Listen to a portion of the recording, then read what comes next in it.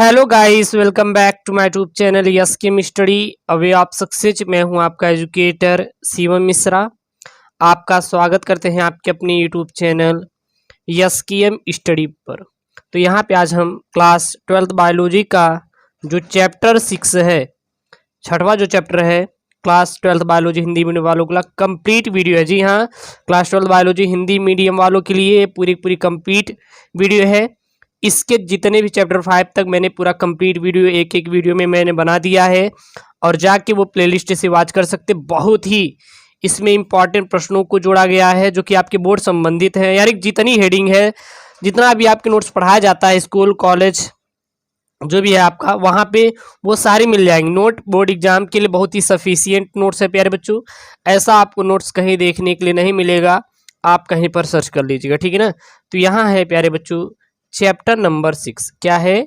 Chapter number 6 है और इसको हम लोग पूरा एक अच्छे तरीके से पूरा अध्ययन करेंगे, पूरा पढ़ेंगे, आपको कोई परेशानी कहीं से भी नहीं आएगी। तो आज आपका जो अध्याय है चैप्टर 6वां अध्याय, वो क्या है? वंशागति का आणविक आधार। 6वां है क्या आपका चैप्टर? वो है वंशागति का आणविक आधार। ये आपका चैप्टर नंबर 6 है। तो इसको हम लोग पूरा डिटेल में पढ़ेंगे, हर एक पॉइंट को उठाना है।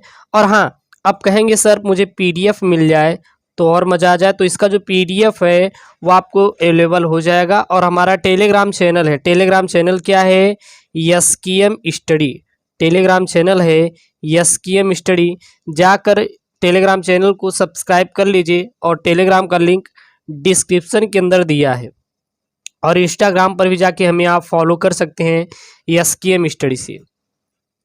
तो स्वीडन के वैज्ञानिक फ्रेडरिच मीसर कौन थे? स्वीडन के वैज्ञानिक फ्रेडरिच मीसर ने न्यूक्लिक अम्ल की खोज पशु कोशिकाओं में की थी। तो अगर सबसे पहला ये देखिए, वंशागति का आणविक आधार आपका चैप्टर है, ठीक है ना। तो न्यूक्लिक अम्ल की खोज किसने की थी? तो न्यूक्लिक अम्ल की खोज स्वीडन के वैज्ञानिक थे। उनका नाम क्या था? फ्रेडरिच मीसर था।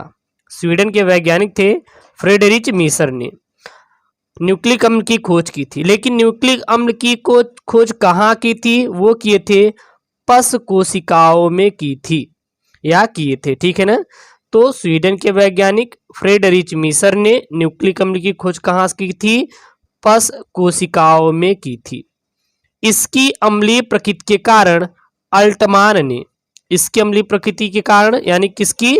न्यूक्लिक अम्ल की जो प्रकृति थी यह क्या थी? अम्लीय थी। कारण अल्टमान ने सन 1899 में इसे न्यूक्लिक अम्ल नाम दे दिया। और जो न्यूक्लिक अम्ल नाम कब दिया गया? यह दिया गया सन 1899 में। किसने दिया था? अल्टमान ने। क्यों दिया था? क्योंकि इसकी जो प्रकृति थी क्या थी? अम्लीय थी, एसिडिक थी, इसलिए इसको हम लोग न्यूक्लिक अम्ल का नाम दे दिए। अब यहाँ तो अम्ल तो पा गए, लेकिन ये न्यूक्लिक कहाँ में की? क्योंकि यह कोशिकाओं के बीच में, कोशिकाओं में, पशु कोशिकाओं में स्थित थी, इसलिए उसके न्यूक्लियस में स्थित थी, इसलिए इसको हम लोग न्यूक्लिक नाम दे दिए, न्यूक्लिक अम्ल, ठीक है ना।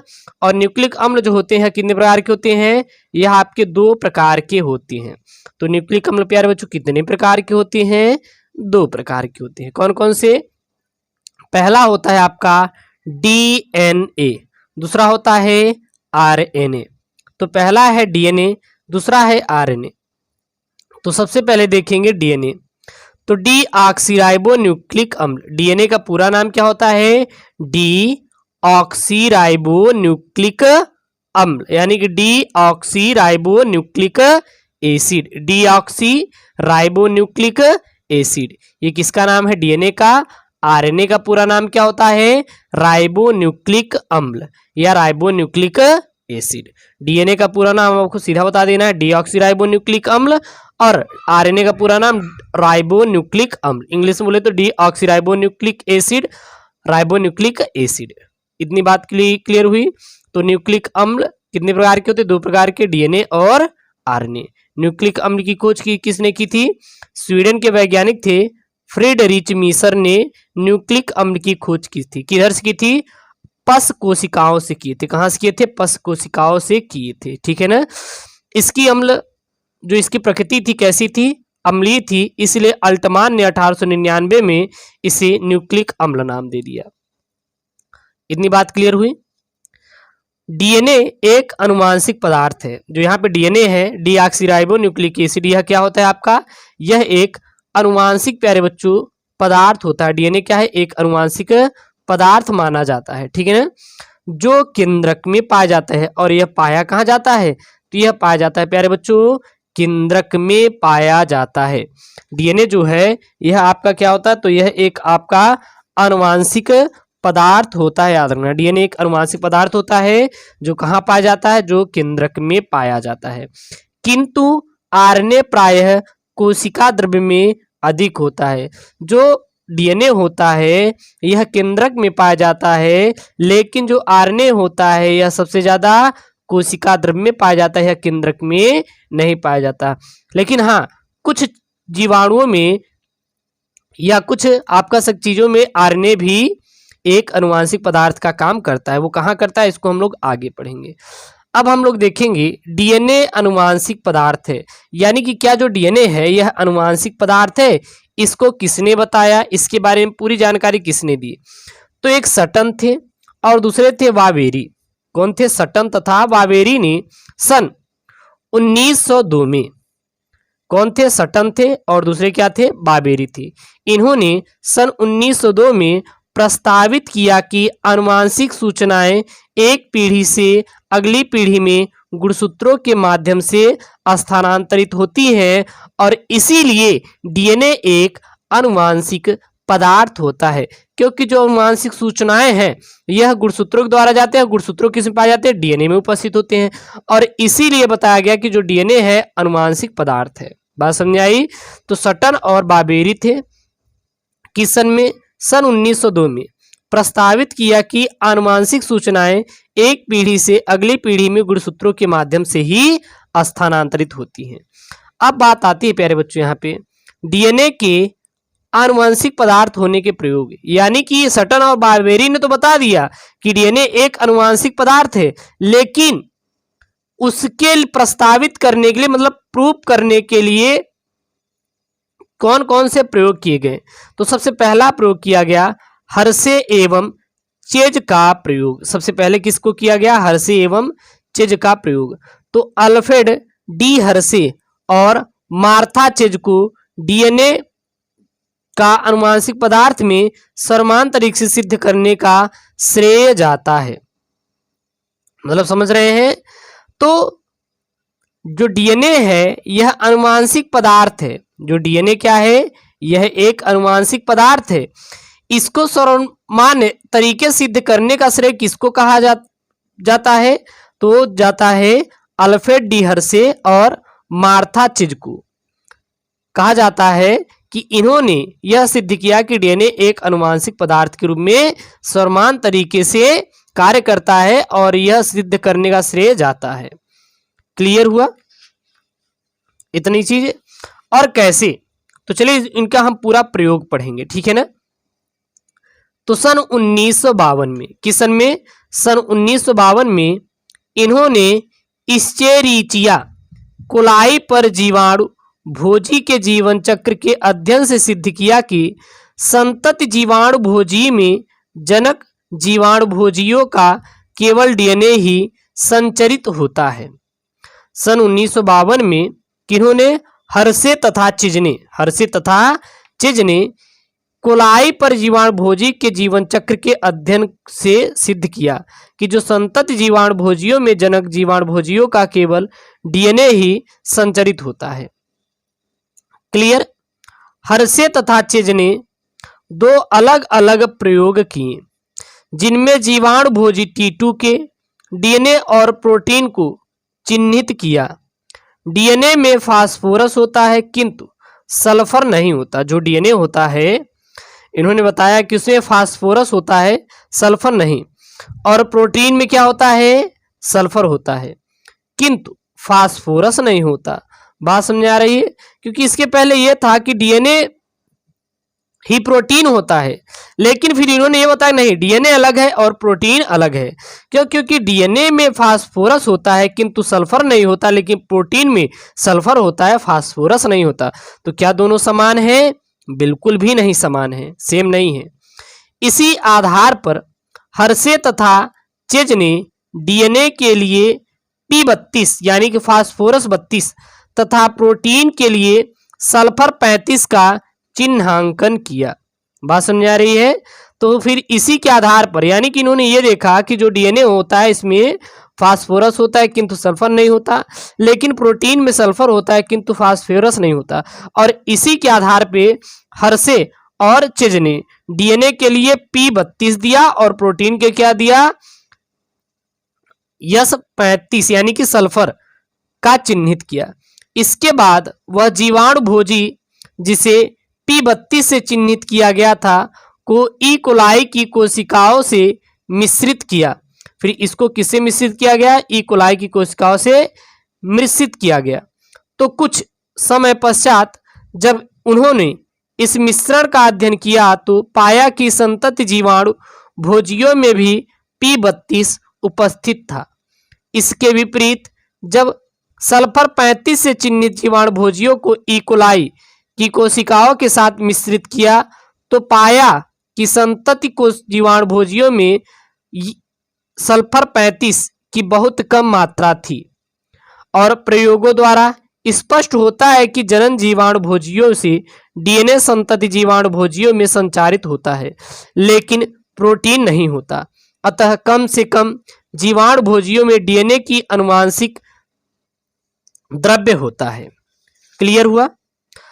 अब आता है आनुवांशिक पदार्थ के गुण। यदि डीएनए आनुवांशिक पदार्थ है तो इसमें क्या क्या गुण हैं, ऐसे इनके क्या क्या गुण हैं, ठीक है ना। सबसे पहला प्यारे बच्चों, इसमें यह गुण होता है कि यह अपनी प्रतिकृति को बनाने में सक्षम होते हैं। जो डीएनए होता है यानी जो आनुवांशिक पदार्थ होता है, सबसे पहला यह होता है कि जो अपनी प्रतिकृति ये स्वयं बनाते हैं और यह बनाने में क्या होते हैं? सक्षम, यानी कि हूबहू संततियां पैदा करते हैं। दूसरी इसमें क्या क्वालिटी होती है? यह रचना रासायनिक संगठन के आधार पर स्थिर हो, और यह जो रचना हो वह रासायनिक संगठन जो होता है इसके आधार पर क्या हो? स्थिर हो। तीसरा देखें, इनमें उत्परिवर्तन की संभावना होती है जो विकास के लिए क्या है? आवश्यक है। यानी कि इसमें जो होती है उत्परिवर्तन, बोल तो म्यूटेशन की बहुत क्या होती है? संभावना होती है, और यही विकास के लिए क्या बहुत ही आवश्यक है। चौथा देखें तो इसे मेंडल के लक्षण के अनुरूप होना चाहिए, और यह जो होना चाहिए मेंडल के क्या होना चाहिए? अनुरूप होना चाहिए। अब आती है बात प्यारे बच्चों आरएनए की। किसकी बात आती है? आरएनए की। चलिए देख लेते हैं आरएनए का। आरएनए का नाम क्या होता है? राइबोन्यूक्लिक अम्ल। तो यह पहला आनुवांशिक पदार्थ है जो आरएनए होता है। तो सबसे पहला आनुवांशिक पदार्थ किसको माना जाता है प्यारे बच्चों? आरएनए को ही सबसे पहला आनुवांशिक पदार्थ माना जाता है। यह उत्प्रेरक की भांति भी कार्य करता है। जो आरएनए होता है यह कहीं कहीं उत्प्रेरक, आप देखें कैटलिस्ट, उसका भी हमारा क्या करता है? कार्य करता है। यह उत्प्रेरक के रूप में क्रियाशील तथा अस्थायी होता है, और यह उत्प्रेरक के रूप में क्या होता है? क्रियाशील होता है तथा क्या होता है? अस्थायी होता है। अतः आरएनए के रासायनिक रूपांतरण से डीएनए का विकास हुआ, जिससे यह अधिक क्या होता है? अस्थायी है। इसके कारण ही यह बहुत क्या होता है? अधिक अस्थायी होता है। अगला है आनुवांशिक आरएनए। तो कुछ भी यानी जो आरएनए होता है यह कभी कभी आनुवांशिक पदार्थ का भी काम करता है, ठीक है ना। तो कुछ विषाणु या कुछ विषाणु जैसे तंबाकू के मोजैक विषाणु आदि में डीएनए नहीं होता। जो कुछ विषाणु पाए जाते हैं जैसे कि तंबाकू का एक मोजैक विषाणु होता है, उसमें जो होता है वह उसमें डीएनए नहीं होता। इसमें केवल प्रोटीन व आरएनए होता है, अर्थात इसमें आरएनए ही आनुवांशिक पदार्थ का काम करता है, और इनमें आरएनए ही क्या देखिए? आनुवांशिक पदार्थ की भांति कार्य करता है। ऐसी बात नहीं है कि डीएनए ही आनुवांशिक पदार्थ का काम करता है, आरएनए भी कुछ कुछ विषाणुओं में अनुवांशिक पदार्थ का कार्य करता है। जैसे कि प्यारे बच्चों क्या है, तंबाकू। तंबाकू का कौन सा विषाणु है, मोजैक विषाणु में, ठीक है ना। पौधों के अधिकांश विषाणु और कुछ छोटे जीवाणु भोजी जैसे 12M52 R17 आदि में भी आरएनए ही अनुवांशिक पदार्थ होता है और इन विषाणुओं से संक्रमण के बाद आनुवांशिक आरएनए के प्रतिलोम अनुलेखन से डीएनए धागा बनता है और प्रतिलोम अनुलेखन रिवर्स ट्रांसक्रिप्टेज एंजाइम द्वारा उत्प्रेरित होता है। क्लियर। अब आता है डीएनए की संरचना। किसकी बात आती है प्यारे बच्चों, डीएनए की संरचना। तो जो डीएनए होता है यह 2 पॉलीन्यूक्लियोटाइड श्रृंखलाओं का बना होता है। डीएनए कितने पॉलीन्यूक्लियोटाइड श्रृंखलाओं का बना होता है, तो यह 2 पॉलीन्यूक्लियोटाइड श्रृंखलाओं का बना होता है। न्यूक्लियोटाइड के 3 घटक होते हैं और जो न्यूक्लियोटाइड होता है यह इसके कितने घटक होते हैं प्यारे बच्चों, तो इसके 3 घटक होते हैं। कौन कौन से होता है, पहला होता है नाइट्रोजनी क्षार। तो सबसे पहला घटक क्या है, नाइट्रोजनी क्षार। दूसरा क्या है, पेंटोज शर्करा।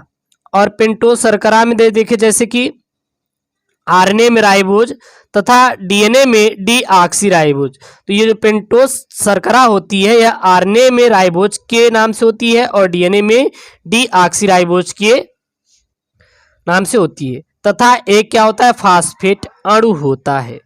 तो बात क्लियर हुई। 2 तरह के नाइट्रोजनी क्षार होते हैं जैसे प्यूरीन। प्यूरीन क्या है, जैसे एडेनिन व ग्वानिन। तथा पिरिमिडीन। पिरिमिडीन में क्या क्या है, साइटोसिन और यूरेसिल व थायमिन। और जो थायमिन में ही क्या होता है प्यारे बच्चों, डीएनए होता है। तो यहाँ पे बात समझिएगा, डीएनए की मैं हम लोग संरचना बात करें तो जो डीएनए 2 पॉलीन्यूक्लियोटाइड श्रृंखलाओं का बना होता है, सबसे पहले याद रखना। और न्यूक्लियोटाइड के 3 घटक होते हैं, नाइट्रोजनी क्षार, पेंटोज शर्करा और एक फास्फेट।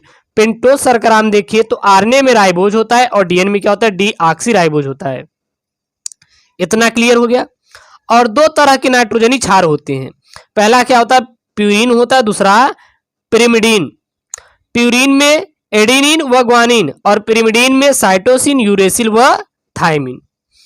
थायमिन में क्या होता है, डीएनए होता है। थायमिन में क्या होता है, डीएनए होता है, सॉरी थायमिन डीएनए में होता है, सही बात। और आरएनए में थायमिन के जगह पर यूरेसिल हो जाता है। डीएनए थायमिन तो डीएनए में होता है लेकिन आरएनए में यूरेसिल आ जाता है। तो कभी कभी पॉइंट में दे देता है, आपके ऑब्जेक्टिव सवाल दे देगा कि डीएनए में क्या पाया जाता है, तो डीएनए में थायमिन पाया जाता है। आरएनए में क्या पाया जाता है, आरएनए में यूरेसिल पाया जाता है। यानी कि डीएनए में तो थायमिन पाया जाता है लेकिन थायमिन की जगह आरएनए में क्या पाया जाता है, यूरेसिल पाया जाता है। डीएनए व आरएनए में साइटोसिन दोनों होता है। और जो आपका डीएनए व आरएनए में देखिए तो इसमें 2 चीज कॉमन मिलती है। क्या मिलती है, साइटोसिन। तो साइटोसिन प्यारे बच्चों डीएनए में भी पाया जाएगा, साइटोसिन आपके आरएनए में भी पाया जाएगा। तो साइटोसिन दोनों में आपका उपस्थित होता है। क्लियर। अब आपकी आती है बात यहाँ पे डीऑक्सीराइबोज शर्करा की। किसकी बात आती है प्यारे बच्चों, डीऑक्सीराइबोज शर्करा की बात आती है। तो यह डीएनए में मिलते हैं। जो डीऑक्सीराइबोज शर्करा होती है यह कहाँ पाए जाते हैं, तो यह डीएनए में पाए जाते हैं। इसे पंचकार्बनीय शर्करा होती है और इसमें क्या होती है, इसमें पंचकार्बनीय शर्करा होती है। और आरएनए में राइबोज शर्करा होती है। डीएनए में पंचकार्बनीय शर्करा होती है और आरएनए में राइबोज शर्करा होती है। अब देखेंगे प्यारे बच्चों नाइट्रोजनी क्षार। तो नाइट्रोजनी क्षार देखिए तो यह 2 प्रकार के होते हैं, आपको पता होगा, मैंने बताया था, एक प्यूरीन होता है और दूसरा पिरिमिडीन होता है। प्यूरीन में एडेनिन व ग्वानिन है और पिरिमिडीन में साइटोसिन, यूरेसिल व थायमिन है। तो सबसे पहले बात करेंगे हम लोग प्यूरीन की। किसकी बात करेंगे प्यारे बच्चों, प्यूरीन की। तो एडेनिन व ग्वानिन प्यूरीन क्षारक हैं। जो एडेनिन है और क्या है, ग्वानिन, यह क्या है, एक प्यूरीन क्षारक है। और ये आपके द्विचक्रीय प्रवृत्ति के होते हैं। और जो प्यूरीन होता है यह कितने प्रवृत्ति के होते हैं, तो यह प्यारे बच्चों द्विचक्रीय प्रवृत्ति के होते हैं। क्लियर। अब आपका आता है पिरिमिडीन। क्या पाया जाता है? पिरिमिडीन। तो थायमीन व साइटोसिन पिरिमिडीन क्षारक होते हैं। जो पिरिमिडीन होता है या दो चीजों से मिलकर बना होता है, थायमीन व साइटोसिन, ये क्या होते हैं? पिरिमिडीन क्षारक हैं। और इनकी जो प्रकृति होती है यह एक चक्रीय होती है। इनकी जो प्रकृति होती है क्या होती है प्यारे बच्चों? एक चक्रीय होती है। क्लियर। अब बात आती है न्यूक्लियोसाइड की। किसकी बात आती है? न्यूक्लियोसाइड की। अभी हम लोग एक डीएनए संरचना में देख रहे थे न्यूक्लियोटाइड, लेकिन यहाँ पे क्या है? न्यूक्लियोसाइड। तो ये प्यूरिन व या पिरिमिडीन नाइट्रोजनी क्षारकों व पेंटोज शर्करा के बने होते हैं। जो न्यूक्लियोसाइड होते हैं ये प्यूरिन व या पिरिमिडीन नाइट्रोजनी क्षारकों व पेंटोज शर्करा के क्या होते हैं? बने होते हैं। नाइट्रोजनी क्षारक एक यन ग्लाइकोसिडिक बंध से और पेंटोज शर्करा से जुड़कर न्यूक्लियोसाइड बनाता है। डीएनए के न्यूक्लियोसाइड डीऑक्सीराइबो न्यूक्लियोसाइड कहलाते हैं। और जो डीएनए के न्यूक्लियोसाइड होते हैं यह क्या कहलाते हैं? डीऑक्सी न्यूक्लियोसाइड प्यारे बच्चों कहलाते हैं। क्लियर हुआ इतना? अब देखा जाए तो डीएनए में 4 प्रकार के न्यूक्लियोसाइड होते हैं। डीएनए में कितने प्रकार के न्यूक्लियोसाइड होते हैं? तो कुल 4 प्रकार के न्यूक्लियोसाइड होते हैं। पहला क्या होता है? तो जो पहला होता है वो होता है डीऑक्सी एडिनोसिन। दूसरा क्या होता है? डीऑक्सी ग्लाइकोसिस। तीसरा क्या होता है? Deoxy thymidine. और चौथा क्या होता है? Deoxy cytidine. तो डीएनए में कितने प्रकार के न्यूक्लियोसाइड होते हैं? तो कुल प्यारे बच्चों 4 प्रकार के न्यूक्लियोसाइड होते हैं। पहला डीऑक्सी एडिनोसिन, दूसरा डीऑक्सी ग्लाइकोसिस, तीसरा डीऑक्सी थाइमिडीन और चौथा डीऑक्सी साइटिडीन। तो कितने होते हैं? 4 प्रकार के न्यूक्लियोसाइड होते हैं। अब बात आती है न्यूक्लियोटाइड की। किसकी बात आती है प्यारे बच्चों? न्यूक्लियोटाइड की बात आती है। तो इसके एक अणु में प्यूरिन या पिरिमिडीन नाइट्रोजनी क्षार डीऑक्सीराइबोज पेंटोज शर्करा से जुड़े होते रहते हैं। डीएनए के 4 प्रकार के नाइट्रोजनी क्षार होते हैं, अतः न्यूक्लियोटाइड भी 4 प्रकार के होते हैं। कौन कौन से होते हैं प्यारे बच्चों? तो पहला जो होता है वह होता है डीऑक्सी एडिनिकॉक अम्ल और दूसरा जो होता है डीऑक्सी ग्लाइकिनिक अम्ल। तो ये कितने होते हैं? तो यह 2 प्रकार के होते हैं। दो और 4 होते हैं ना। और तीसरा क्या है? डीऑक्सी साइटिडिलिक अम्ल और चौथा जो क्या है? डीऑक्सी थाइमिडिलिक अम्ल। तो कितने होते हैं? 4 होते हैं। अब बात आती है प्यारे बच्चों पॉलीन्यूक्लियोटाइड श्रृंखला। किसकी बात आती है?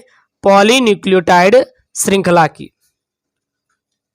तो 4 तरह के न्यूक्लियोटाइड के अलग अलग क्रम में जुड़ने से पॉलीन्यूक्लियोटाइड श्रृंखला का निर्माण होता है। तो पॉलीन्यूक्लियोटाइड श्रृंखला का प्यारे बच्चों निर्माण कब होता है? तो पॉलीन्यूक्लियोटाइड श्रृंखला का निर्माण तब होता है जब 4 प्रकार के न्यूक्लियोटाइड आपस में अलग अलग क्रम से जुड़ते हैं। प्रत्येक श्रृंखला में एक न्यूक्लियोटाइड की डीऑक्सीराइबोज शर्करा में 5वें स्थान के कार्बन से जुड़ा फास्फेट समूह अन्य न्यूक्लियोटाइड की डीऑक्सीराइबोज शर्करा में 3रे स्थान पर C3 कार्बन से फास्फोडाइएस्टर बंध से जुड़ा रहता है। इस बंध को 5-3 फास्फोडाइएस्टर बंध कहते हैं। 5-3 फास्फोडाइएस्टर बंध कहा जाता है। ठीक है ना? क्यों? क्योंकि 5वें स्थान के कार्बन से जुड़ा फास्फेट समूह और तीसरे स्थान पर कार्बन से जुड़े फास्फोडाइएस्टर समूह जुड़ा रहता है।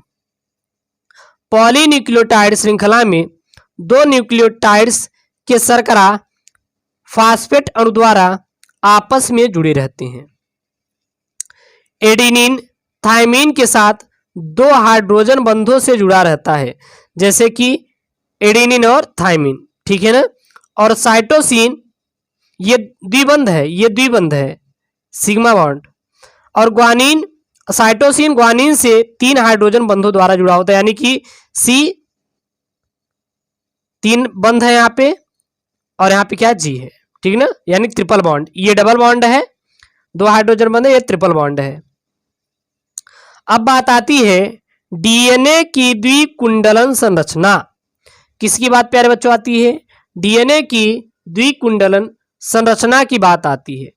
तो डीएनए की द्विकुंडलन संरचना किसने प्रस्तुत किया था? तो डीएनए की द्विकुंडलन संरचना जो है वो चारगाफ ने एक नियम प्रस्तुत किया था। तो डीएनए की द्विकुंडलन संरचना जो है यह चारगाफ नामक वैज्ञानिक ने दिया था। किसने दिया था? चारगाफ नामक वैज्ञानिक ने डीएनए की द्विकुंडलन संरचना को प्यारे बच्चों प्रस्तुत किया था।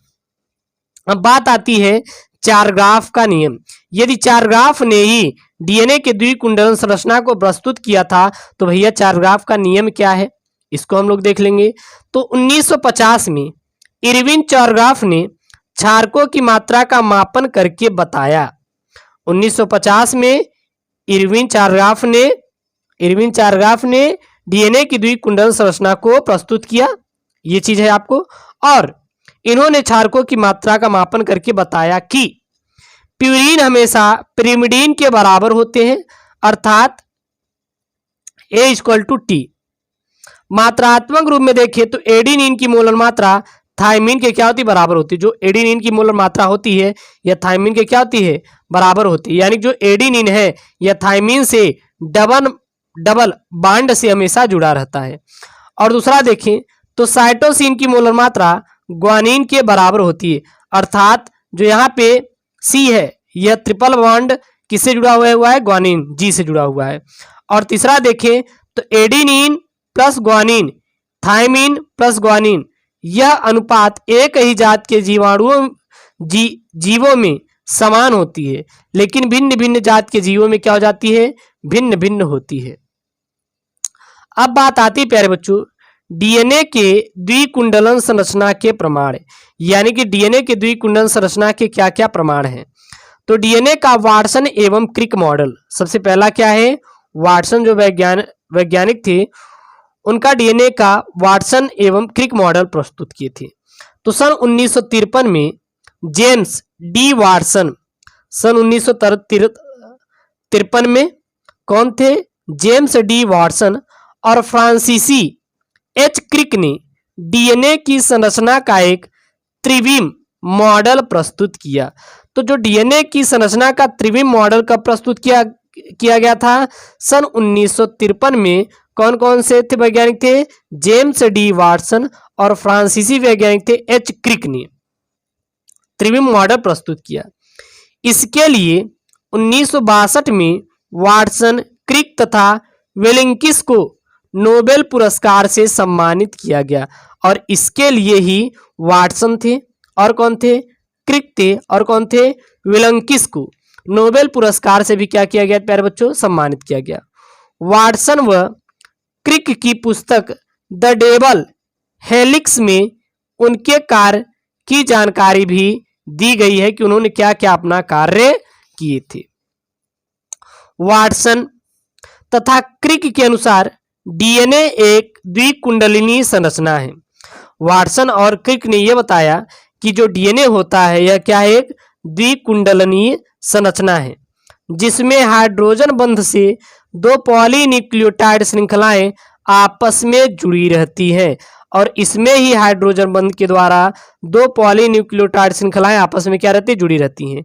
एक पॉलीन्यूक्लियोटाइड श्रृंखला में शर्करा की कार्बन की दिशा 5 से 3 तथा दूसरे में 3 से 5 की दिशा में होती है। शर्करा के पहले कार्बन से नाइट्रोजनी क्षारक हमेशा क्या रहता है प्यारे बच्चों? जुड़ा रहता है। क्लियर? एक श्रृंखला का एडेनिन दूसरी श्रृंखला के थायमिन, यानी कि एक श्रृंखला का क्या होता है? एडेनिन और दूसरी श्रृंखला का थायमिन से हाइड्रोजन बंध द्वारा जुड़ा होता है। एक श्रृंखला का ग्वानिन दूसरी श्रृंखला के साइटोसिन यानी कि ग्वानिन ट्रिपल बॉन्ड साइटोसिन से जुड़ा होता है। डीएनए की एक हेलिक्स में प्यूरिन की मात्रा दूसरे हेलिक्स के पिरिमिडीन की मात्रा की क्या होती है, बराबर होती है। इस प्रकार हेलिक्स में एडेनिन तो दूसरे में इसके सामने थायमिन होगा, इसी तरह साइटोसिन के सामने ग्वानिन होगा। क्लियर। इन दोनों श्रृंखलाओं के मध्य 20 एंगस्ट्रॉम की दूरी, एक श्रृंखला के दो न्यूक्लियोटाइड जोड़े के मध्य 3.4 एंगस्ट्रॉम की दूरी व हेलिक्स का एक चक्कर 34 एंगस्ट्रॉम के अंतर पर पूरा होता है। क्लियर।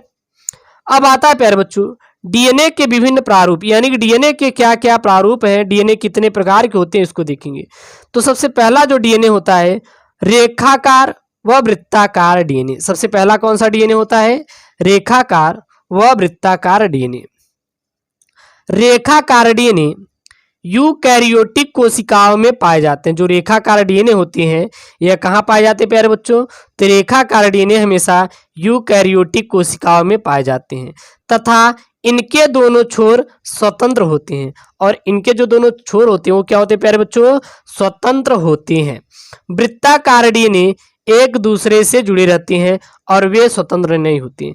जो आपके प्यारे बच्चों रेखाकार डीएनए होते हैं तो दोनों यूकैरियोटिक कोशिका में पाए जाते हैं ये, लेकिन ये स्वतंत्र होते हैं, दोनों छोर आपके स्वतंत्र होते हैं। लेकिन जो वृत्ताकार डीएनए होता है वह ऐसे जुड़ा रहता है, क्योंकि वृत्ताकार है तो ये दोनों छोर तो जुड़े हैं, लेकिन जब कट करके इसको कर देंगे तो ये आपका रेखाकार डीएनए हो जाएगा। ये दोनों छोर क्या स्वतंत्र है, लेकिन आप देखिए इसको बांध दिए। दूसरा आता है डीएनए के 5 प्रारूप होते हैं। कौन कौन से, पहला आता है ए डीएनए। तो इसके एक कुंडली में 11 न्यूक्लियोटाइड क्षारक युग्म होते हैं तथा इसके दोनों पॉलीन्यूक्लियोटाइड श्रृंखलाएं दक्षिणावर्त होती हैं। वो कौन सी आपकी ए डीएनए। दूसरा है बी डीएनए। दूसरा क्या है प्यारे बच्चों, बी डीएनए। तो इसके एक पूर्ण चक्र में 10 न्यूक्लियोटाइड क्षारक युग्म होते हैं और इसमें श्रृंखलाएं दक्षिणावर्त कुंडलित होती हैं। तो जो बी डीएनए होता है इसके एक पूर्ण चक्र में देखें तो कितने होते हैं, 10 न्यूक्लियोटाइड क्षारक युग्म होते हैं और इसमें श्रृंखलाएं जो होती हैं वो दक्षिणावर्त कुंडलित होती हैं। बात समझ आ रही है। तीसरी जो है प्यारे बच्चों वो सी डीएनए है। तो इसके एक पूर्ण चक्र में 9 न्यूक्लियोटाइड क्षारक युग्म होते हैं और यह दक्षिणावर्त कुंडलन दर्शाता है। वो कौन सा है प्यारे बच्चों, सी डीएनए। और चौथा है आपका डी डीएनए। तो इसके प्रत्येक कुंडलन में 8 क्षार युग्म होते हैं तथा दोनों श्रृंखलाएं दक्षिणावर्त कुंडलित होती हैं तथा जो दोनों श्रृंखलाएं होती हैं वो क्या होती हैं, दक्षिणावर्त कुंडलित होती हैं। अब बात आती है प्यारे बच्चों वी, पांचवा यहाँ पे जेड डीएनए। किसकी बात आती है, जेड डीएनए। तो इसमें वामावर्त कुंडलन होता है और इसके एक पूर्ण चक्र में 12 न्यूक्लियोटाइड क्षारक युग्म होते हैं और इसका व्यास 18 एंगस्ट्रॉम तथा एक पूर्ण चक्र की लंबाई 50 एंगस्ट्रॉम होती है। इसकी शर्करा फास्फेट रज्जु टेढ़े मेढ़े यानी जिग जैग होते हैं, इसीलिए इसे जेड डीएनए कहा जाता है। इसी का नाम जिग जैग डीएनए अर्थात जेड डीएनए नाम है। अब अगला आता है प्यारे बच्चों कोडिंग व नॉन कोडिंग डीएनए। किसकी बात आती है, कोडिंग व नॉन कोडिंग डीएनए। तो ये यूकैरियोटिक कोशिकाओं में पाए जाते हैं। जो कोडिंग व नॉन कोडिंग डीएनए होते हैं कहाँ पाए जाते हैं, तो यूकैरियोटिक कोशिकाओं में हमेशा कोडिंग व नॉन कोडिंग डीएनए पाए जाते हैं। तो सबसे पहले देखेंगे हम लोग कोडिंग डीएनए या क्रियाशील डीएनए। तो अक्रियाशील डीएनए अनुक्रमों के मध्य स्थित ऐसे डीएनए खंड जो कई आरएनए एवं हिस्टोन प्रोटीन का संश्लेषण करने में सक्षम होते हैं क्रियाशील या कोडिंग डीएनए कहलाते हैं। उसी को प्यारे बच्चों क्रियाशील या कोडिंग डीएनए कहा जाता है। दूसरा आता है आपका नेक्स्ट अक्रियाशील या नॉन कोडिंग डीएनए। अगला क्या आता है, अक्रियाशील या नॉन कोडिंग डीएनए। तो डीएनए का ऐसा भाग जो आरएनए में अनुरेखित नहीं होता तथा आनुवांशिकता एवं कार्यकी में भाग नहीं लेता नॉन कोडिंग डीएनए कहलाता है। उसको प्यारे बच्चों हम लोग क्या कह देते हैं, नॉन कोडिंग डीएनए कह देते हैं। अब आता है आपका डीएनए प्रतिलिपिकरण। अब क्या आती प्यारे बच्चों, डीएनए प्रतिलिपिकरण। तो डीएनए के दो रज्जुकों का अलग होकर सांचे के रूप में कार्य कर एक पूरक रज्जुक का निर्माण करने को डीएनए प्रतिलिपिकरण कहा जाता है। तो डीएनए प्रतिलिपिकरण किसे कहते हैं, डीएनए के दोनों रज्जुकों का अलग होकर सांचे के रूप में कार्य कर नए पूरक रज्जुक का निर्माण करने को डीएनए प्रतिलिपिकरण कहते हैं।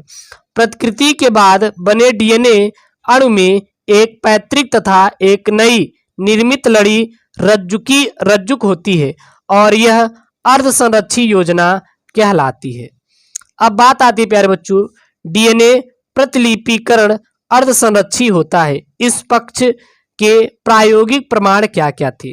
तो एम मेसेलेंस तथा एफ डब्ल्यू स्टॉल ने इस्चिरेसिया कोलाई जीवाणु का अपने प्रयोग में उपयोग किया और सिद्ध किया कि डीएनए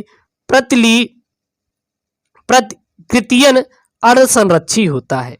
ठीक है, अब बात आती है प्यारे बच्चों डीएनए प्रतिकृतियन की विधि। तो यह एक जटिल प्रक्रिया है जिसमें कई एंजाइम्स व प्रोटीन भाग लेते हैं। सबसे पहला देखें तो डीएनए प्रतिकृति का समारंभन। तो सबसे पहला क्या आता है, डीएनए प्रतिकृति का समारंभन। तो डीएनए प्रतिकृतियन आद्यजीवी कोशिकाओं में सदैव एक निश्चित स्थान पर, जबकि सुकेंद्र की कोशिकाओं में कई स्थानों पर एक साथ प्रारंभ होती है और ये स्थान प्रतिकृति आरंभक या समारंभन बिंदु कहलाते हैं और इसी को प्यारे बच्चों क्या कहा जाता है, प्रतिकृति आरंभक या समारंभन बिंदु कहते हैं। तो बात समझाई। चलिए नेक्स्ट देखते हैं हम लोग। तो नेक्स्ट है यहाँ पे दूसरा, डीएनए कुंडलनी का विकुंडलन। जो डीएनए कुंडलनी है उसका विकुंडलन। तो प्रतिकृतियन से पहले विकुंडलन आवश्यक है। जो प्रतिकृतियन होता है अगर वो होगा तो उससे पहले उस चीज का क्या होना चाहिए, विकुंडलन होना चाहिए। विकुंडलन लगभग 14 पीढ़ियों को ऐसे माध्यम में संवर्धित किया गया जिसमें रेडियो एक्टिव नाइट्रोजन N15 यानी कि NH4Cl के रूप में स्थित था। अतः डीएनए के दोनों रज्जुकों में रेडियो एक्टिव नाइट्रोजन प्रवेश कर गया। तो मेसलन्स और स्टॉहल ने इन कोशिकाओं को ऐसे माध्यम में संवर्धित किया जिसमें साधारण नाइट्रोजन N14 स्थित था। पहली पीढ़ी की प्रतिकृतियन के बाद डीएनए को पृथक किया गया तथा इसका घनत्व देखने से ज्ञात हुआ कि इसका घनत्व रेडियो एक्टिव नाइट्रोजन युक्त माध्यम में संवर्धित कोशिकाओं के डीएनए का सामान्य नाइट्रोजन युक्त डीएनए घनत्वों के मध्य का था और 40 मिनट बाद पृथक्कृत डीएनए में आधा डीएनए संकट तथा आधा हल्का प्रकार का था। इस प्रयोग से सिद्ध हुआ कि डीएनए प्रतिकृतियन अर्धसूत्री प्रवृत्ति का होता है। ठीक है, अगले पॉइंट में देखें तो डीएनए के दोनों श्रृंखलाओं के अलग होने से एक वाई आकार की रचना बनती है जिसे प्रतिकृति दुशाख कहते हैं और इसी प्रतिकृति दुशाख का नाम दिया गया। ठीक है, अब अगला आता है प्रारंभक रज्जु का निर्माण। किसका आता है प्यारे बच्चों, प्रारंभक रज्जु का निर्माण। तो प्रतिकृति दुशाख में स्थित प्रत्येक रज्जुक एक पैतृक रज्जुक की भांति कार्य करता है और 5-3 दिशा में एक छोटी आरएनए श्रृंखला बनाती है जो प्रारंभक रज्जु कहलाती है और इसी को प्रारंभक रज्जु कहते हैं। इसके निर्माण में डीएनए प्राइमेज एंजाइम की आवश्यकता होती है और यह डीएनए हेलिकेज से मिलकर प्राइमोसोम एंजाइम बनाता है जो प्रारंभक रज्जु के निर्माण में क्या करता है प्यारे बच्चों, हेल्प करता है, यानी कि उसकी बहुत ही उसमें सहायता करता है। क्लियर हुआ। चौथा है आपका आता है नए रज्जुक का दीर्घीकरण। अलग अगला क्या आता है प्यारे बच्चों, नए रज्जुक का दीर्घीकरण। तो प्रारंभक रज्जुक बनने के बाद डीएनए पॉलीमरेज थर्ड नामक एंजाइम कोशिका के अंदर उपस्थित डीऑक्सीराइबो न्यूक्लियोटाइड को श्रृंखला में जोड़कर श्रृंखला का दीर्घीकरण प्रारंभ करता है। इसमें डीएनए के 3-5' रज्जुक पर नई श्रृंखला का निर्माण 5-3' में सामान्य रूप से सतत श्रृंखला के रूप में होता है। ठीक है, इसमें डीएनए संश्लेषण हो जाने के बाद प्रारंभक रज्जुक एंजाइम के द्वारा अलग कर दिए जाते हैं। ठीक है, और नेक्स्ट देखें तो अतः डीएनए द्विगुणन अर्ध संरक्षी होता है। ठीक है, अब आता है प्यारे बच्चों डीएनए प्रतिकृतियन की परिशुद्धता। डीएनए प्रतिकृतियन की परिशुद्धता, तो इसके लिए डीएनए प्रतिकृतियन के समय निरंतर प्रूफ रीडिंग होती है, जिससे डीएनए की यथार्थता बनी रहे। जिससे क्या हो, जो डीएनए की यथार्थता हो हमेशा बनी रहे। अब बात आती है प्यारे बच्चों डीएनए पैकेजिंग की। तो डीएनए कुछ प्रोटीन से बंधकर एक जगह पर स्थित होता है। जो डीएनए होता है यह किससे बंधा होता है, तो यह प्यारे बच्चों प्रोटीन से बंधा होता है, जिसे केंद्र काभ कहा जाता है। और इसी को प्यारे बच्चों केंद्र काभ का नाम दिया गया है। यूकैरियोटिक जीवों में धनात्मक आवेशित क्षारीय प्रोटीन का समूह हिस्टोन कहलाता है। और जो यूकैरियोटिक जीव होते हैं इसमें धनात्मक आवेशित क्षारीय प्रोटीन का जो समूह होता है उसको हम लोग क्या नाम देते हैं, हिस्टोन का नाम देते हैं। इसमें क्षारीय अमीनो अम्ल लाइसिन व आर्जिनिन अधिक मात्रा में मिलते हैं। और दो समीप स्थित न्यूक्लियोसोम्स के बीच का डीएनए खंड संयोजक डीएनए कहलाता है। और इसी को प्यारे बच्चों जो इसका डीएनए खंड होता है संयोजक डीएनए कहते हैं। केंद्रक का वह रचना जिसमें एक के बाद न्यूक्लियोसोम्स मिलते हैं क्रोमेरीन कहलाता है। और न्यूक्लियोसोम्स जो मिलते हैं उसे हम लोग क्रोमेटीन कहते हैं। और इलेक्ट्रॉन सूक्ष्मदर्शी से देखने पर न्यूक्लियोसोम्स क्रोमेटीन मोतियों की माला के समान दिखते हैं। क्रोमेटीन गुणसूत्र बनाते हैं और प्रारूपिक केंद्रक में कुछ स्थानों पर क्रोमेटीन ढीले ढाले बंधे होते हैं, जिसे यूक्रोमेटीन कहते हैं। तथा जो अच्छे ढंग से बंधे होते हैं उन्हें हिस्टोक्रोमेटीन कहा जाता है। अब बात आती है प्यारे बच्चों राइबोन्यूक्लिक अम्ल की। किसकी बात आती है, राइबोन्यूक्लिक अम्ल बोले तो आरएनए की बात आती है। ठीक है, तो ये प्रकृति में एक लंबे अशाखित राइबोन्यूक्लियोटाइड अणुओं की बनी एकल श्रृंखला के रूप में मिलती हैं। यह 3 अणुओं से बनता है, एक फास्फेट समूह, एक पेंटोज शर्करा व नाइट्रोजन क्षारक। आरएनए में एडेनिन व ग्वानिन प्यूरिन क्षारक होते हैं तथा साइटोसिन व यूरेसिल पिरिमिडीन क्षारक होते हैं। ये आरएनए अधिकतर केंद्रिका व कोशिका द्रव्य में पाया जाता है। अब बात आती है प्यारे बच्चों आरएनए के प्रकार। तो आरएनए कितने प्रकार के होते हैं, तो सबसे पहला होता है संदेशवाहक आरएनए बोले तो एमआरएनए, और इसे ही मैसेंजर आरएनए बोला जाता है। इसे क्या कहा जाता है प्यारे बच्चों, मैसेंजर आरएनए बोला जाता है। ये कोशिका के अंदर डीएनए के संरचनात्मक जिन के अनुलेखन से डीएनए के एक वलयक के पूरक प्रतिलिपि के रूप में होता है। यह डीएनए में कूटित सूचनाओं को निहित रखता है व कोशिका द्रव्य में ले जाकर अंत में राइबोसोम में संलग्न हो जाता है। यह कोशिका की कुल आरएनए का 3 से 5% क्या होता है, भाग होता है। और एमआरएनए के 5 छोर पर मिथाइलेटेड ग्वानोसिन तथा 3 छोर पर समापन कोडान 4AA 4AG और 4GA होता है। ठीक है, अगला आता है प्यारे बच्चों स्थानांतरण आरएनए बोलो तो ट्रांसफर आरएनए, और इसे ही टीआरएनए के नाम से जाना जाता है। तो यह कोशिका द्रव्य में पाया जाता है। जो टीआरएनए पाया जाता है, ट्रांसफर आरएनए पाया जाता है, कहाँ पाया जाता है, तो यह कोशिका द्रव्य में पाया जाता है। कोशिका में कुल आरएनए का 16 से 18% जो भाग होता है वो टी आरएनए होता है। और जो आपका क्या होता है, कोशिका होता है, उसमें आरएनए का 16 से जो 18% भाग होता है क्या होता है, टी आरएनए होता है। यह जल में क्या होता है, विलेय होता है। और जो जल होता है उसमें जो टी आरएनए होता है प्यारे बच्चों, यह विलेय होता है। तीसरा आता है राइबोसोमल आरएनए, बोले तो आर आरएनए। तो यह राइबोसोमल आरएनए, आर आरएनए क्या होता है, यह राइबोसोम में पाया जाता है। जो आर आरएनए होता है कहाँ पाया जाता है, राइबोसोम में पाया जाता है, जो प्रोटीन संश्लेषण का स्थल है। और कोशिका में इसकी संख्या सर्वाधिक है और यह कुल आरएनए का 80% भाग होता है। और जो कुल आरएनए होता है उसका 80% भाग क्या होता है, राइबोसोमल आरएनए, बोले तो आर आरएनए होता है। अगला आता है अनुलेखन। किसकी बात आती है प्यारे बच्चों, अनुलेखन की। तो डीएनए के एक रज्जुक से आनुवांशिक सूचनाओं को आरएनए में प्रतिलिपिकरण करने की प्रक्रिया को अनुलेखन कहा जाता है।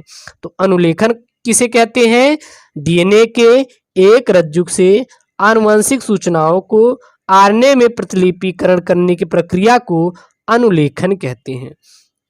किसी जीन के कुल डीएनए द्विगुणित होकर अनुलेखन के समय केवल अपने एक रज्जुक का ही प्रयोग करता है। क्लियर हुआ। अब बात आती है प्यारे बच्चों अनुलेखन इकाई। किसकी बात आती है, अनुलेखन इकाई की। तो डीएनए का ऐसा खंड जो आरएनए के अनुलेखन में भाग लेता है अनुलेखन इकाई कहलाता है। तो अनुलेखन इकाई क्या होता है, डीएनए का ऐसा खंड जो आरएनए के अनुलेखन में क्या लेता है, भाग लेता है, पार्टिसिपेट करता है, अनुलेखन इकाई कहलाता है। और इसके मुख्य 3 भाग होते हैं। पहला क्या होता है, उन्यायक क्षेत्र। सबसे पहला क्या होता है प्यारे बच्चों, भाग उन्यायक क्षेत्र होता है। तो यह अनुलेखन इकाई का अग्रस्त छोर है और यह भाग अपने विशेष प्रकार के क्षारक, और यह जो भाग होता है अपने विशेष प्रकार के क्षारक अनुक्रमों की सहायता से आरएनए पॉलीमरेज की पहचान कर उसे प्रोमोटर से जोड़ने के लिए क्या करता है, प्रेरित करता है। दूसरा आता है प्यारे बच्चों समापक भाग। तो यह स्टार्ट पॉइंट के दूरस्थ छोर पर सांचा डीएनए धागे के 5 सिरे पर स्थित होता है। जो 5वां सिरा होता है उस पे यह हमारा स्थित होता है, ठीक है। यह रो कारक को जुड़ने के लिए स्थान देता है। इसे डीएनए अनुलेखन का समापन भी कहते हैं। तीसरा आता है आपका संरचनात्मक जीन। तो सांचा धागे का वह भाग है जो आरएनए का अनुलेखन करता है, संरचनात्मक जीन कहलाता है। तो संरचनात्मक जीन क्या होता है, सांचा धागे का वह भाग जो आरएनए का क्या करता है, अनुलेखन करता है, संरचनात्मक जीन कहलाता है। अनुलेखन इकाई में यह मोनोसिस्टोनिक या पॉलीसिस्टोनिक हो सकता है। यह अनुलेखन इकाई में क्या हो सकता है, मोनोसिस्टोनिक हो सकता है या पॉलीसिस्टोनिक हो सकता है। अब बात आती है प्यारे बच्चों अनुवांशिक कूट की। किसकी बात आती है, अनुवांशिक कूट की। तो अनुवांशिक कूट डीएनए अणुओं में स्थित नाइट्रोजनी क्षारकों का वह अनुक्रम है। अनुवांशिक कूट डीएनए अणुओं में स्थित नाइट्रोजनी क्षारकों का वह अनुक्रम है जिसमें प्रोटीन अणुओं के संश्लेषण के लिए संदेश निहित रहते हैं। मार्शल, नीरेम, वर्ग, सेवेरा, ओकोवा और क्रिक तथा हरगोविंद खुराना आदि वैज्ञानिकों ने इस अनुवांशिक कूट को विकसित करने में योगदान दिया था। क्लियर। अब आती प्यारे बच्चों अनुवांशिक कूट की विशेषताएं, यानी कि यह अनुवांशिक कूट की क्या क्या विशेषताएं होती हैं। तो सबसे अनुवांशिक कूट की विशेषता यह होती है कि अनुवांशिक कूट में उपस्थित 3 विशिष्ट न्यूक्लियोटाइड का क्रम एक अमीनो अम्ल को कोडित करता है। अनुवांशिक कूट की सबसे पहली विशेषता क्या होती है, तो सबसे पहली विशेषता ये होती है कि अनुवांशिक कूट में उपस्थित 3 विशिष्ट न्यूक्लियोटाइड का क्रम एक अमीनो अम्ल को क्या करता है, कोडित करता है। दूसरा एक त्रिकूट सभी जीवों में एक प्रकार के अमीनो अम्ल को कोडित करता है।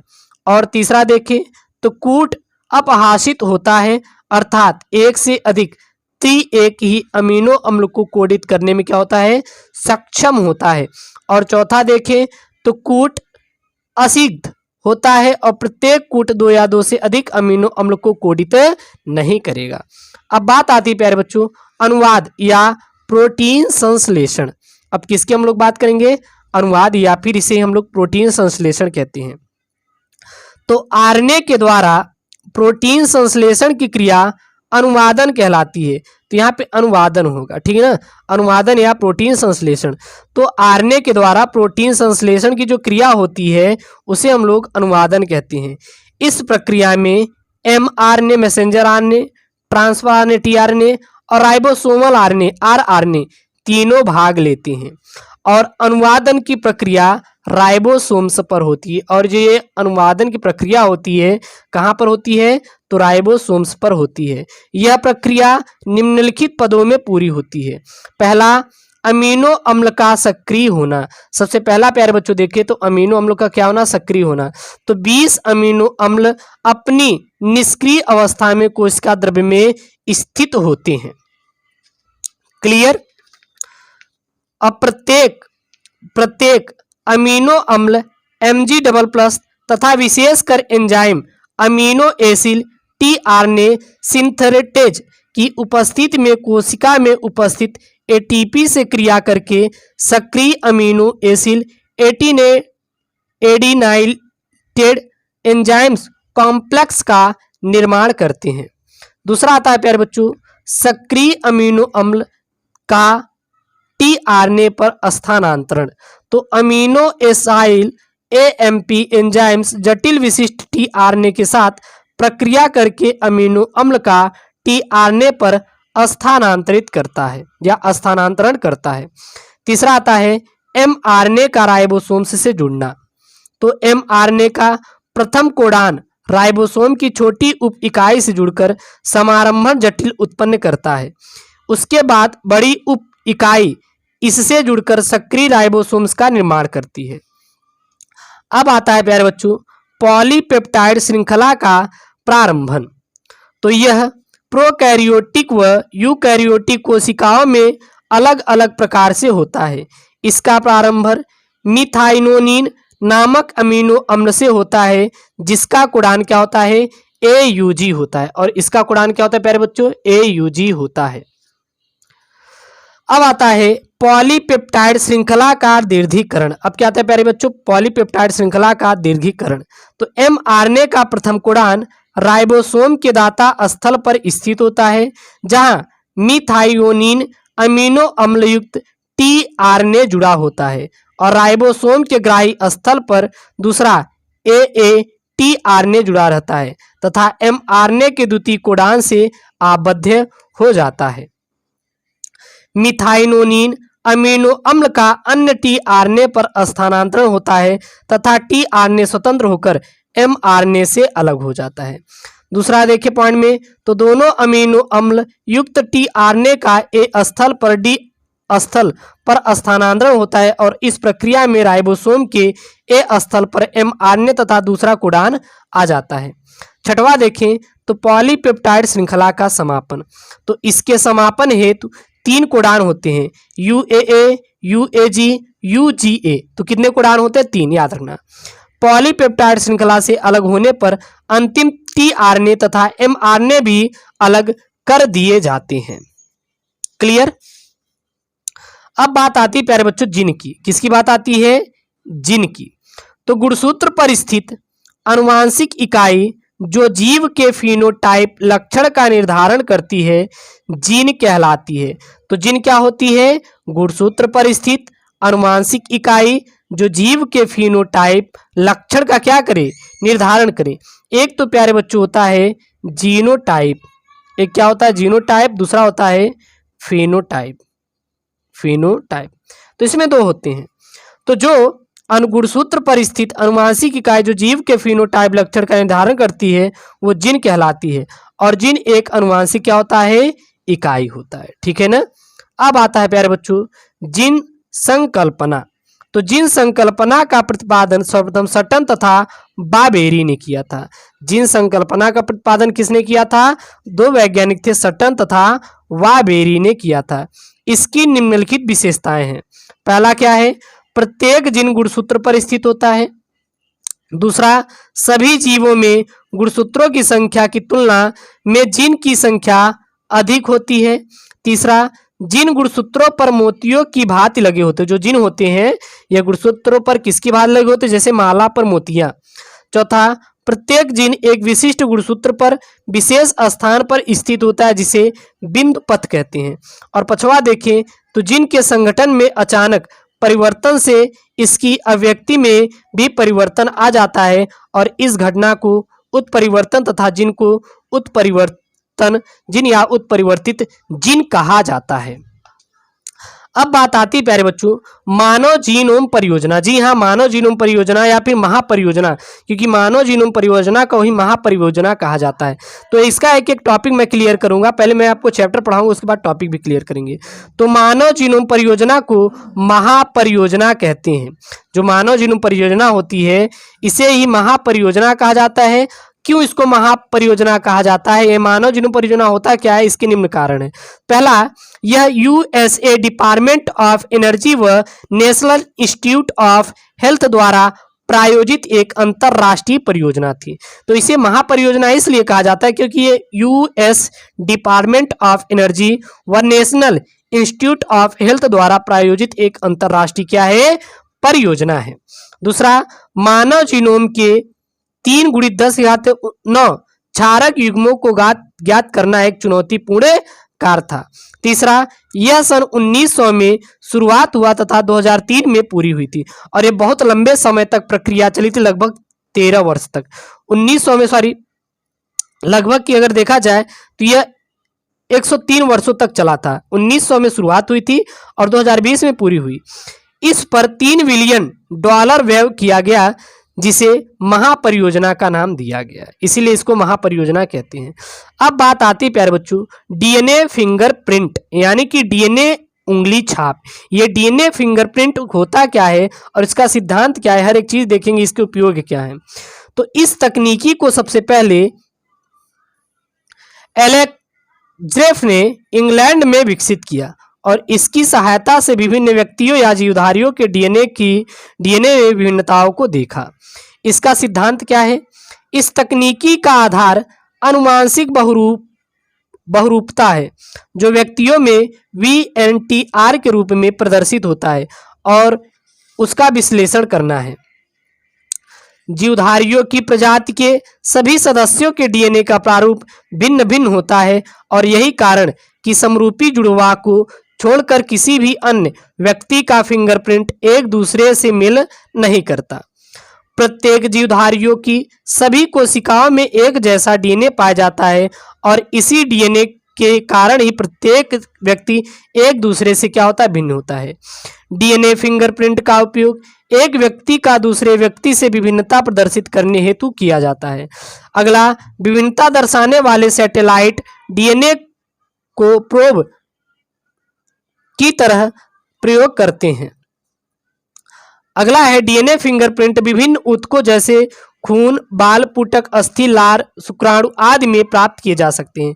इसके उपयोग कहाँ करते हैं? तो डीएनए फिंगरप्रिंट का उपयोग आपराधिक मामलों जैसे खूनी बलात्कारी की पहचान करने में किया जाता है और पितृत्व के झगड़े में पारिवारिक संबंधों को ज्ञात करने में किया जाता है। जब देखिए कोई व्यक्ति मर जाता है तो तब भी डीएनए, क्योंकि उसके डीएनए में उसके हड्डियों में पाया जाता है, तो वहां से इसको हम लोग ज्ञात कर लेते हैं। ठीक है, तो यह है प्यारे बच्चों आपका यहाँ पे पूरा complete chapter 6 class 12 biology NCERT पर आधारित। और आपको अब चैप्टर नंबर 7 धीरे धीरे आपको पूरा चैप्टर 16 तक पढ़ा देंगे। हर एक नोट्स पीडीएफ आपको एसकेएम टेलीग्राम चैनल पे मिलेगा, तो जाके पीडीएफ डाउनलोड कर लीजिएगा। ओके दोस्तों, थैंक यू, जय हिंद और दबा के शेयर लाइक करिएगा।